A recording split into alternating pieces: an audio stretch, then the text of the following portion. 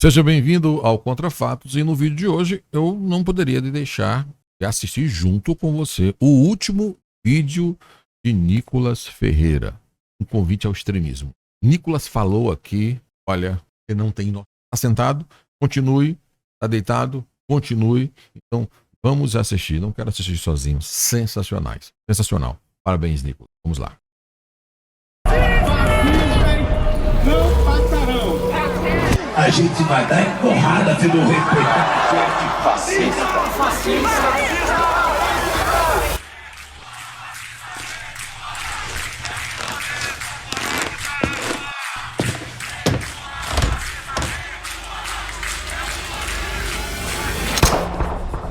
Eles não matam você por ser extremista. Eles chamam você de extremista para poder te matar. A violência começa com a linguagem. As palavras usadas contra conservadores são munição pesada, que muitas vezes sentenciam a sua morte. Ah, porque vocês querem destruir a família? Sim. Queremos.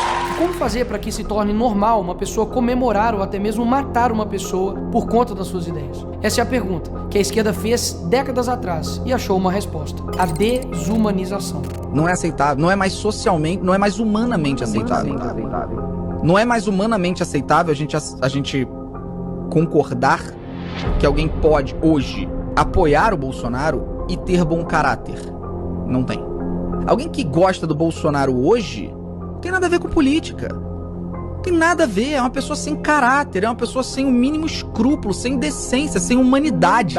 O objetivo? Fazer com que um grupo de pessoas se esqueça de que outros grupos de pessoas são humanos. No último dia 10 de setembro de 2025, o influenciador Charlie Kirk foi baleado dentro de uma universidade, na frente de centenas de jovens, mulheres, idosos, crianças, inclusive na frente de sua esposa e sua filha, que correu em sua direção, assustada, quando ouviu o barulho do tiro, imaginando que poderia ser protegida pelo pai, que tombava por um tiro tomado no pescoço. Os estudantes que estavam lá fazem rodas e começam a orar. Logo depois vem a notícia. To my great fellow Americans, I am filled with grief and anger at the heinous assassination of Charlie Kirk on a college campus in Utah. Charlie Kirk está morto. Até mesmo seus oponentes de debate se comovem com a morte. Afinal, a discordância não deve ser motivo para comemorar a morte de ninguém. Por um outro lado, em minutos, milhares de vídeos comemorando a morte do rapaz. Mataram o Charlie Kirk. Ai, coitado, tomou um tiro, não sei se na cara. Tem duas filhas pequenas. Que bom pras filhas dele, né? Que bom pras filhas dele. Que vão crescer sem a presença do sujeito repugnante, canalha, racista.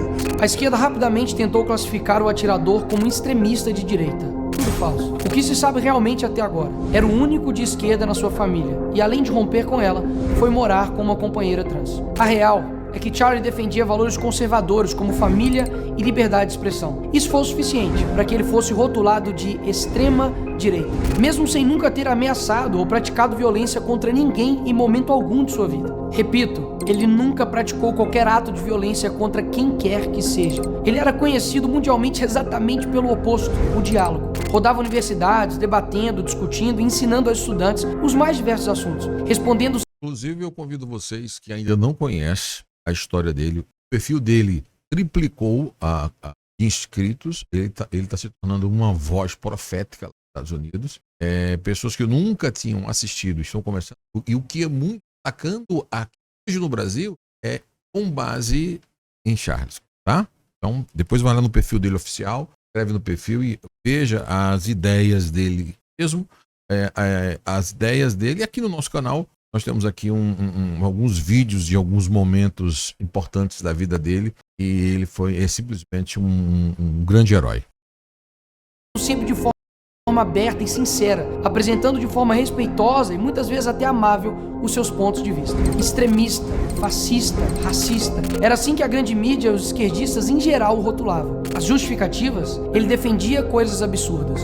E por isso ele merecia morrer. Eu mesmo não concordava 100% com Charlie. E mesmo que você acredite que ele defendia algo absurdo, ele merecia ter sido assassinado por isso. Uma pessoa não deveria ser livre para falar o que quiser sem que ela mereça tomar um tiro por isso. Porque mesmo o assassino assassino que atentou contra a vida de um pai, destruiu o futuro de uma família, não foi tratado como extremo alguma coisa por absolutamente nenhum veículo da mídia tradicional. Porque, inclusive, não foram taxados de extremistas os inúmeros indivíduos que publicamente comemoraram este ato covarde e revoltante. Vou além, porque alguns dos seus amigos e amigas, talvez até você, ache normal que alguém comemore o assassinato de uma pessoa que apenas publicamente defendia as opiniões que talvez você não concorde. A resposta é simples: programação mental. A força concentrada da grande mídia, que fica falando a mesma coisa o tempo todo, junto com o controle ideológico nas escolas e universidades e a atuação coordenada dos partidos, cria um ambiente cultural perfeito para eles, uma verdadeira fábrica de doutrina. Ali, as crianças são doutrinadas desde pequenas, não por acaso, mas por um sistema que diz o que pensar e quem odiar. Acabam virando adultos cheios de rancor, prontos a rotular qualquer um de fascista ou racista, sem nem debater. O resultado é uma sociedade polarizada e infantilizada, onde a educação pública às vezes forma cidadãos críticos, mas militantes raivosos, prontos para o cancelamento em massa. É isso mesmo. Um resultado da programação mental nos colégios, universidades, pela repetida propaganda da grande mídia e pelos partidos de esquerda é esse: a desumanização daqueles que discordam das suas ideias, que assim passam a ser merecedores de violência e até morte, como nos atos terroristas da facada do Bolsonaro, do tiro do Trump ou no assassinato do Charlie Kirk. Ora, se alguém é fascista ou nazista, merece o quê? Mas e você, que não concorda com o assassinato de indivíduos que pensam diferente? Será que está livre dessa programação? Reflita. Será que você realmente repudia com a força necessária esses atos? Será que você se posiciona publicamente contra eles? Será que você tem a coragem de confrontar no debate quem os defende? Se a resposta foi não, você também foi programado. Programado para ser um covarde, para aceitar com normalidade atos abjetos. A esquerda não se limita a discordar do adversário, ela precisa negá-lo enquanto ser humano. E isso não vem de agora. Em 1942, os nazistas desumanizaram os judeus. Transformaram um grupo inteiro em ameaça ou verme. E aí, medidas extremas passam a parecer necessárias e até desejáveis para salvar o país ou a democracia desses monstros. Essa mensagem, repetidas vezes, com imagens, tendo o monopólio dos meios de comunicação, aumentou. E muito a eficácia dessa estratégia. Jornais publicavam capas com caricaturas e manchetes, normalizando o ódio e reduzindo os judeus a estereótipos. Usaram filmes e cartazes, os mostrando como ladrões, animais e os culpando por todos os problemas existentes. Mas essa ideia não veio dos nazistas. Em 1917, os comunistas, na Revolução Russa, idealizaram a propaganda em massa para consolidar o apoio e identificar os inimigos de classe. Ao longo dos anos, campanhas intensas que representavam os brancos, proprietários e inimigos da Revolução, como traidores, parasitas ou bandidos. Manipulavam fotografias. Sim, apagavam-se pessoas de fotos oficiais, como se elas nunca tivessem existido, mas na verdade tinham sido assassinadas. Toda a estratégia pode ser resumida em animalização, caricatura, negação da humanidade, repetição massiva nos jornais e a manipulação da história. Porque antes do genocídio físico, é necessário que tenha um genocídio cultural. A estratégia pode ser resumida em animalização, caricatura, negação da humanidade, repetição massiva nos jornais e a manipulação da história. Porque antes do genocídio físico, é necessário que tenha um genocídio cultural. Isso te lembra algo? O candidato do PSL, Jair Bolsonaro, foi vítima agora há pouco de um atentado enquanto fazia campanha em Juiz de Fora, Minas Gerais. Aquela facada para mim tem uma coisa muito estranha. Tem uma coisa muito estranha. Uma facada que não aparece sangue em nenhum momento. O ex-presidente dos Estados Unidos, Donald Trump, escapa por pouco de um atentado a tiros. E o pré-candidato à presidência da Colômbia, Miguel Uribe, morreu hoje aos 39 anos. O político da oposição foi atingido por 3 tiros. Essa gente que renasceu no neofascismo tem que ser extirpada. Mas considerando que você, como afirma, é uma boa pessoa, nós estamos dispostos a oferecer a você o seguinte: um bom paredão, onde vamos colocá-lo na frente de uma boa espingarda, com uma boa bala, e vamos oferecer, depois de uma boa pá, uma boa cova. Nos últimos anos, a esquerda brasileira aperfeiçoou essa técnica. Criou-se uma cultura em que o conservador não é visto como adversário político, mas como um outro a ser eliminado. Basta observar o que seguiu a morte do Charlie Kirk. Em vez de luto ou solidariedade humana, emergiu a celebração macabra, o deboche e a indiferença. Esses mesmos que vibram com a morte de um adversário falam em amor, tolerância e diversidade. Nunca houve tanto ódio embalado em slogans de paz. Esses mesmos, após essa tragédia, começaram a ameaçar a minha vida e a da minha família. Em contrapartida, começamos um movimento para as empresas demitirem os funcionários que estão comemorando, minimizando ou até mesmo justificando a morte de um jovem de 31 anos. E dezenas já foram demitidos. Descobriram que são livres para falar o que quiser, mas a empresa também é livre para demitir quem quiser.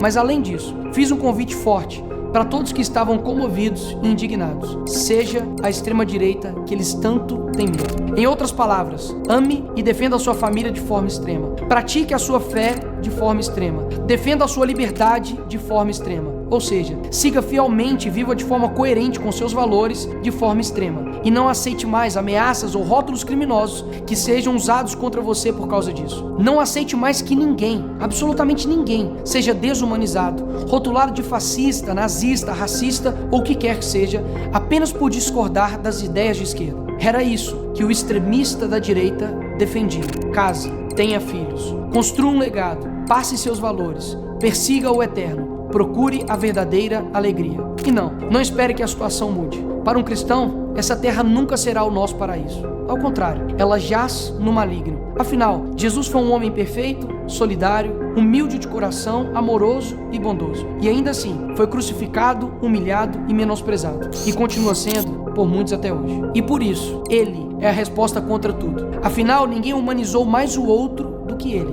E segui-lo implica entrar numa dinâmica de sacrifício que não é abstrata nem teatral, é concreta e diária. Se alguém quer vir após mim, negue-se a si mesmo, tome a sua cruz e siga-me. Ele não propôs um ideal romântico de sofrimento, mas um chamado real a assumir por amor e por obediência aquilo que o discipulado exige, até a disposição de dar a própria vida, como Cristo fez. O mundo é mau, mas o nosso Salvador, nosso Senhor, nosso Deus, Ele é bom. Essa foi a mensagem da esposa do Charlie no dia de sua morte. E o que isso quer dizer? Há uma confusão moral e retórica que precisa ser desfeita. Misericórdia não é covardia. Mansidão não equivale a passividade. O Evangelho não nos chama a sermos cordeiros insensíveis diante do que destrói pessoas e civilizações. Ele nos chama a ser cordeiros com dentes. A conduta de quem domina a própria ira e a sua força da verdade para defender o frágil. Jesus foi manso e humilde de coração, mas jamais omitiu a denúncia da mentira e o poder do tirânico. Expulsou comerciantes do templo, chamou a hipocrisia pelo nome, sofreu por amor e não por aceitação passiva. Ser manso não é ser fraco, é ser forte o suficiente para enfrentar o mal sem ser dominado por ele, e sábio o suficiente para usar a força pela verdade e pelo amor. O cristão genuíno reconhece duas verdades ao mesmo tempo. Primeira, a violência gratuita e o ódio não se justificam. Segunda, a omissão perante a injustiça é cúmplice do crime. Assim, combater o mal é um dever que se realiza por meios morais, culturais e espirituais, e, quando necessário, institucionais. Isso significa agir com coragem, inteligência e prudência, não com fúria desordenada. Pedro, quando subiu àquele púlpito em Jerusalém, não negociou o evangelho, enfrentou a massa, denunciou o pecado e por isso foi preso, escarnecido e finalmente martirizado. Sua luta foi pública e corajosa. Proclamar a verdade mesmo diante do poder político e religioso. Estevão, acusado, humilhado e apedrejado. Sua defesa foi um balanço lúcido da história de Israel e uma acusação direta à cegueira do seu povo. Paulo enfrentou disputas, tribunais e perseguições.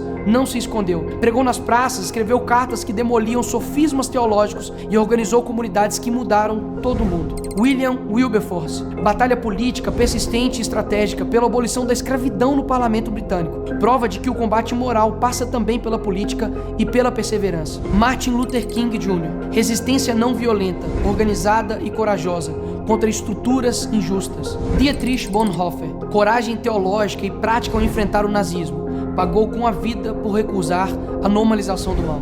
Então, como devemos agir. Denunciar a falsidade e a corrupção com coragem intelectual. Estudar, argumentar, expor erros e mentiras. A igreja é a escola de caráter, disciplina, educação moral, formação doutrinária e solidariedade. Mas, infelizmente, inúmeras igrejas têm se convertido em ambientes pautados pela estética do bem-estar. Melodias emotivas, uma atmosfera agradável e pregações que amaciam o ego, em vez de proclamarem a verdade que suscita conversão e transformação interior. Precisamos abandonar essas práticas e construir comunidades sólidas. O campo político e jurídico não é terreno proibido, é lugar de batalha. Participar, influir em leis, defender os indefesos, tudo isso é serviço cristão. Produzir cultura, livros, debates, arte e educação para moldar gerações. Quem define a linguagem e a imaginação controla, em larga medida, o futuro. Eles tentaram calar uma voz, acreditando que iriam nos amedrontar. Não, criaram uma geração sem medo, que nem mesmo a morte nos parará. Mas pelo contrário, a morte de um dos nossos somente nos fortaleceu. Porque sabemos que o verdadeiro legado não se enterra com o corpo, mas cresce na coragem de quem fica. Que essa mensagem chegue para milhões de jovens em todo o mundo, que já não são mais os mesmos desde a morte do Charlie Kirk. Nesse sentido, você está convidado. Seja o extremista que eles tanto têm medo. Muito bom. Vou falar uma coisa para vocês. Vou deixar esse vídeo aí. Vou falar uma coisa para vocês. Esse vídeo é simplesmente parabéns. Parabéns. Parabéns. Parabéns. Parabéns. Deus continue te abençoando, dando essa sabedoria. Todas as pessoas.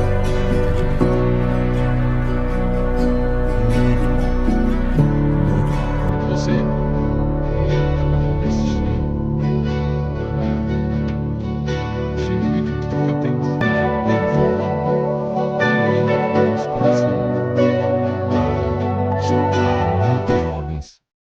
no Brasil.